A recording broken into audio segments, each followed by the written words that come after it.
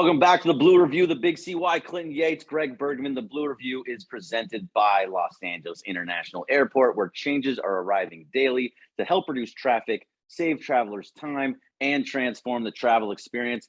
All right, CY, we got a pretty big series here. In the grand scheme of things for the season itself, probably doesn't mean much for the Dodgers against the Rays, but overall, it could when it gets into the World Series. Don't do that. It's going to mean something in terms of matchups. Listen, you talked about the fact that this is a 2020 World Series rematch, but also let's not forget who the Rays are. Let me read off this list of things. Not only do they have the best record, they reclaimed the best run differential from the Rangers.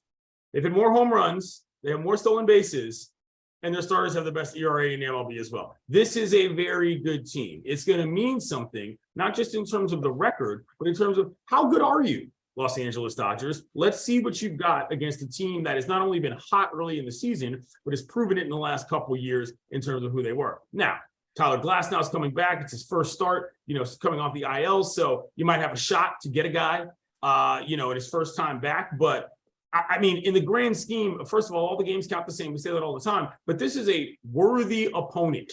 If they go in and get shelled for 3 straight games, that changes what other people believe about what the Dodgers can be, which is a factor when it comes to your opponent.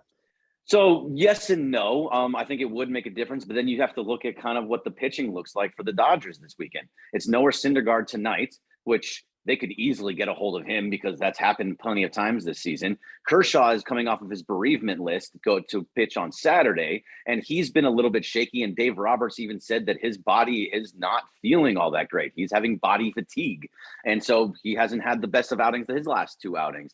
And then you have Gavin Stone, who got, pretty much shelled on Monday in that first inning and then did settle down. But it's the pitching staff that the Rays are going to be going up against that you kind of have that excuse built in of like, well, look at kind of what they went up against. The Kershaw one means a little bit more because this is a situation where you kind of need him to step up.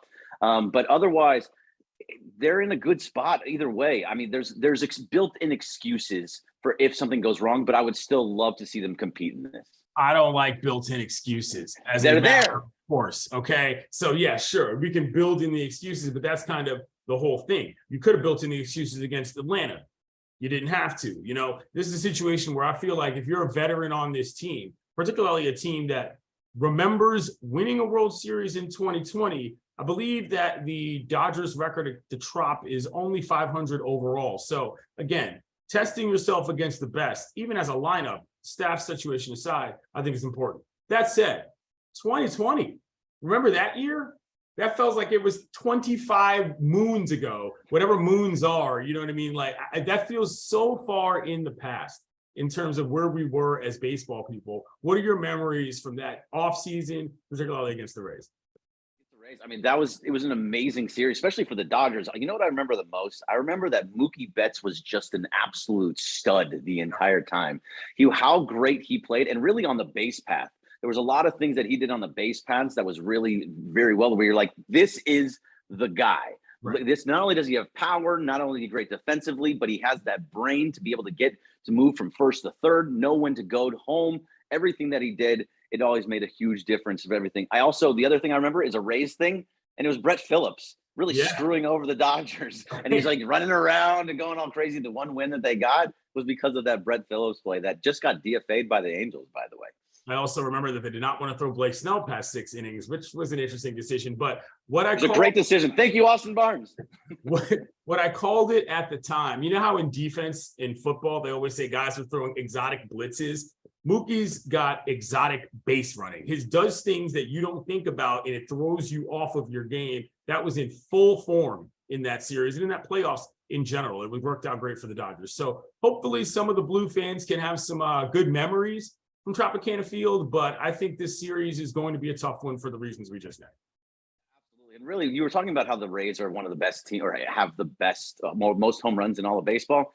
Trop is one of those places that you can get the ball out of the yard. And that's where guys like Muncy and, maybe Outman can break out of his slump a little bit, but really seeing something. One of the hottest hitters in all of baseball right now is Freddie Freeman. He's going to start knocking some out of the park too. And if he's going to start doing it, it's going to be a Tropicana. Good call. Mookie got off the schneid too a couple of nights ago. So the power return there. And not, like you said, JD stands for just dingers. days, so. That's right. Absolutely. And I want to see a lot of those dingers on over the weekend. What do you think? All right. So call your shot right now. What does the series end up? Sidebar, the first game, I think they lose. I just do. The last game is also played at like 8 in the morning local time. 8:30. 8:30 local time. That does not bode well for the Dodgers, in my opinion. This is a quirky situation. You're in the last leg of a road trip that's been forever.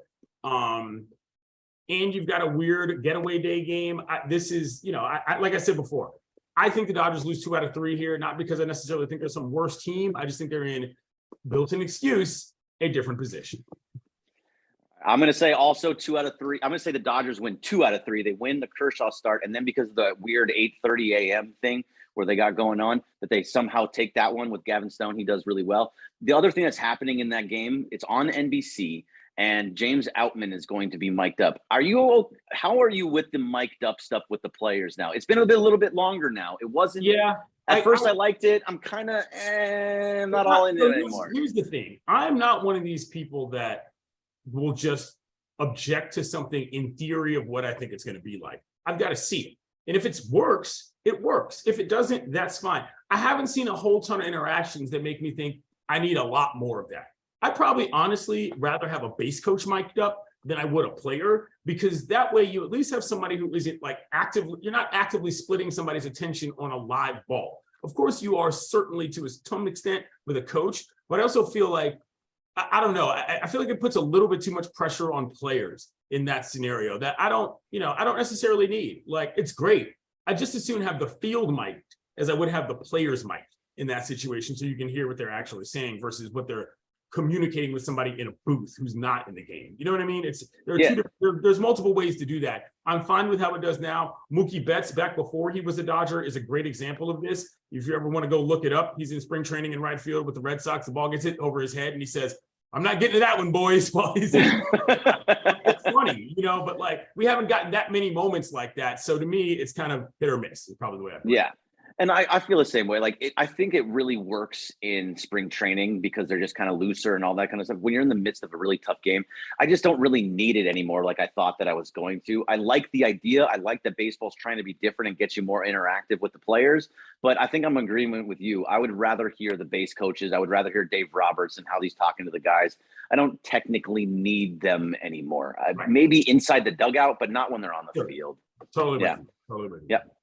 All right, well, we'll see what happens in this Rays series. Hoping for a big Dodger victory over some of these games, but otherwise, we will see you on Monday. Thank you, CY. Greg Bergman, thank you to LAX. Happy Friday, kiddos.